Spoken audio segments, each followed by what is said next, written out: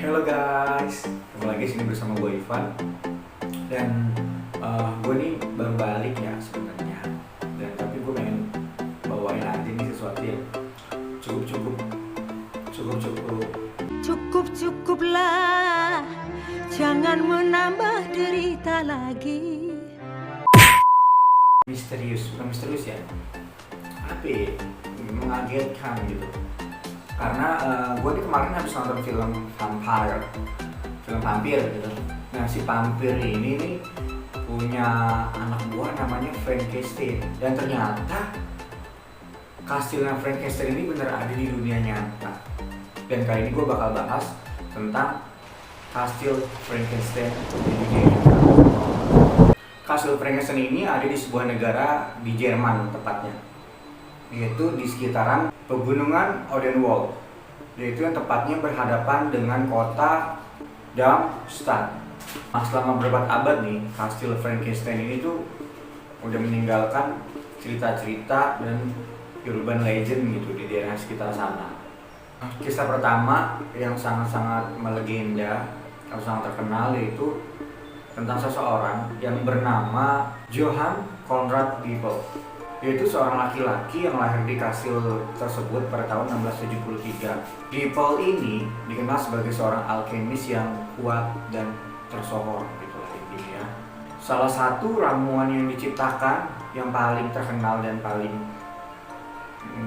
booming gitu ya, paling viral gitu pada zaman sekarang, yaitu ramuan yang namanya ramuan umur panjang.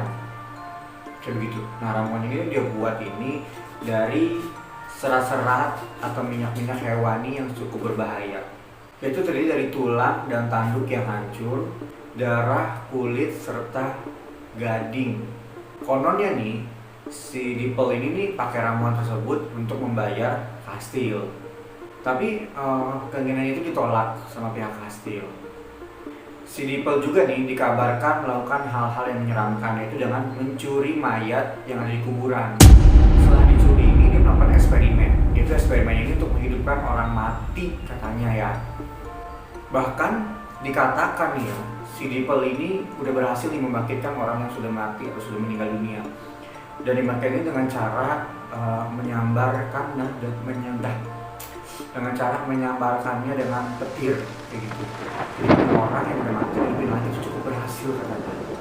Nah, konon ceritanya nih, orang yang udah mati tadi dihidupkan kan.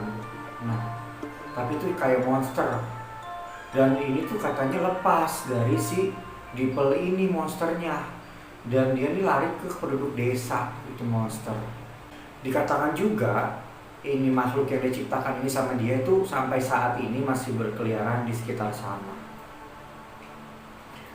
Dan ini tuh menjadi cerita yang sangat-sangat menyeramkan gitu ya untuk di sekitar daerah pegunungan tersebut.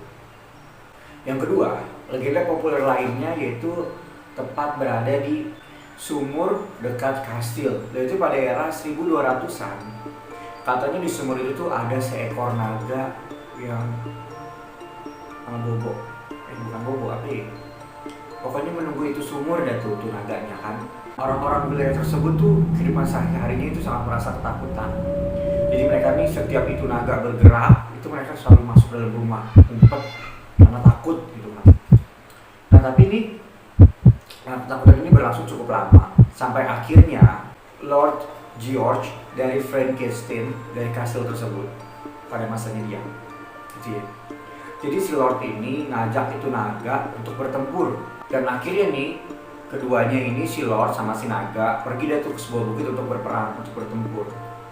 Dan konon ceritanya, ini pertempuran itu berlangsung sampai berjam-jam.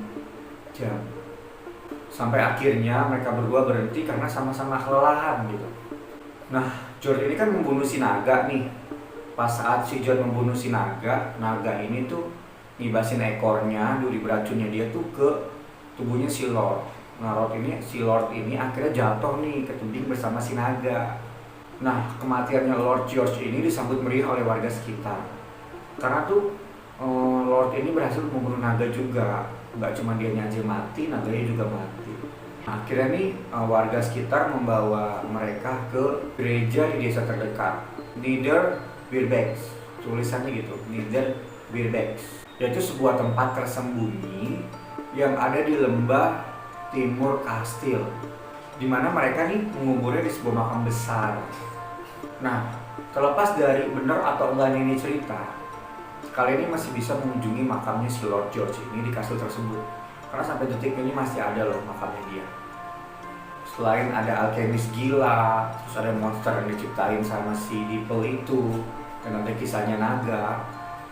Ada juga cerita lain dari kastil Frankenstein, yaitu pegunungan di sekitar kastil, yaitu Gunung Ilbes, yaitu di mana kompas ataupun peralatan listrik lainnya tidak akan berfungsi di dekat itu atau di situ. Jadi tuh kalau lu punya kompas atau punya peralatan listrik lainnya itu pasti mengalami gangguan di situ. Gangguannya ini berasal dari formasi batu. Menurut legenda, tempat tersebut tuh sangat sering digunakan oleh para penyihir untuk melakukan ritual-ritual gelap. Dan parahnya lagi, itu katanya masih berlangsung sampai saat ini.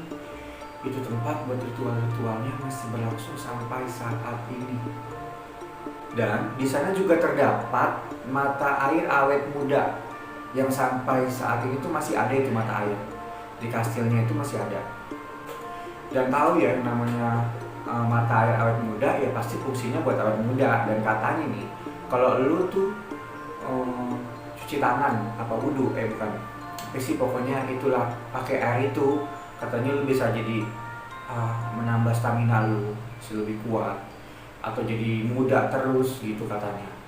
Katanya walaupun lu udah tua pun pakai ramuan itu bisa tetap seger gitu katanya. Lanjut. Ada juga di sebuah cerita mengatakan di kastil tersebut tuh ada yang namanya harta karun. Dan harta karun ini sempat diburu oleh para pemburu harta karun ya pastinya, bukan pemburu hantu. Pemburu harta karun ini udah nyari dari tahun 1700-an. Tapi gak ketemu itu harta karun. Kalau gampang nyarinya nanti bukan harta karun, nabung lu di bank. Selain misteri-misterinya tadi ada namanya alkemis gila, terus monster, naga, terus apa lagi tuh harta karun. Dan kastil Frankenstein itu udah terkenal banget yang namanya hantu-hantu di kastil tersebut. Dan kenapa gue bilang sampai terkenal? Karena itu sampai diliput oleh pihak TV. Itu katanya pihak TV ini emang tempat yang cocok nih untuk bahan syuting gitu kan. Yang terkenal banget nih banyak hantu-hantunya. Itu diliput oleh TV show Ghost Hunter International. Begitu katanya. Was killed during World War I. Monsieur Bogart, give us a sign for your great-granddaughter. What the hell was that? Can the team reach a desperate soldier buried alive? Something just pulled on my flashlight. What pushes Joe to the breaking point? A dark entity is chased down. Hold up. Have they found the lost soul from World War I?